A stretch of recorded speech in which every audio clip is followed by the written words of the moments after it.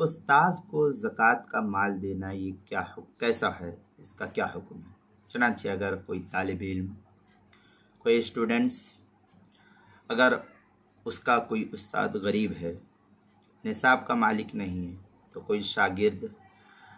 مالدار ہے، اللہ نے اس کو مال دیا ہے،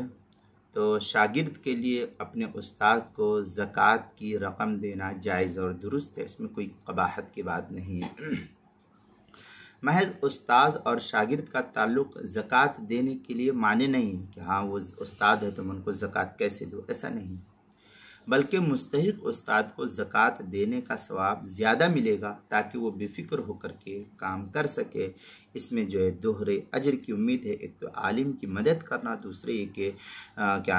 غریب ہے، اس کی وجہ سے وہ مدد کر رہے، تو دوہرے اجر کی امید ہے۔ چنانچہ